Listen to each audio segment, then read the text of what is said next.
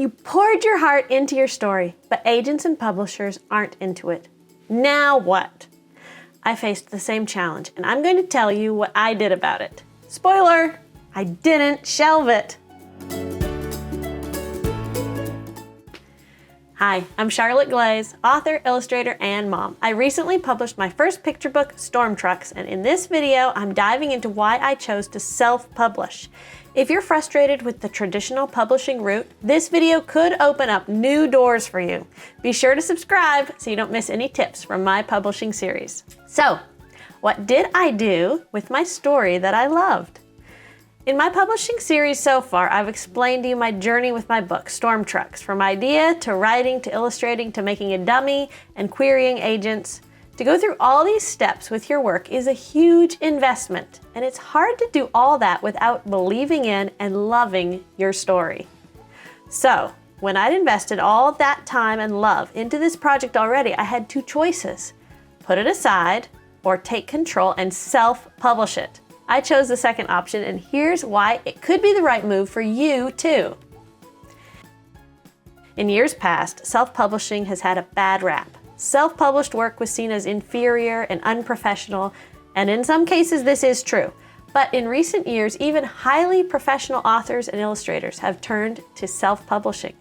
It is estimated that in traditional publishing, between 500,000 and 1 million new books come out each year, while approximately 3 million new self-published books are released. Those numbers are crazy. I want to tell you a secret. If you get through the agent, editor, publisher gauntlet and get an offer on your picture book, you may end up with a beautiful picture book in another 2 years. Let's say you get offered $10,000 for your picture book, split between an author and an illustrator, $5,000 each. After agent fees, you take home $4,250. But I'll get royalties, you say? Here's a fun fact. Only about 1/4 of books earn out their advance and make their authors any royalties. Looking at picture books, most traditionally published picture books sell only 5,000 to 10,000 copies, never get made into paperbacks, and go out of print within 2 years. Sorry to tell you, but you may never see more than your original $4,000. Are you depressed yet? Yikes. Also, part of the game is that authors believe the publishing houses will market your book for you. In a small number of cases, yes, they will, but in general, they publish them, list them in a big book of all the books they're publishing, and let your book fend for itself. So, here's the real rub of publishing. If you want to be successful and sell your book, you will need to be your own marketing team, whether you are self-published or traditionally published. Since that is the case, let's look at another number. How much money can you make off a book you self-publish as opposed to a traditionally published book? I can't say for sure since I'm still in the thick of my Kickstarter, but I can tell you the numbers I have so far.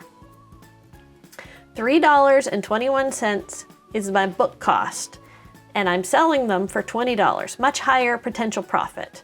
So that's over $8,000 if I sell 500 books. Now, this doesn't take into account my other expenses such as marketing and shipping, but as I've already explained, marketing your book is mostly on your own shoulders no matter what.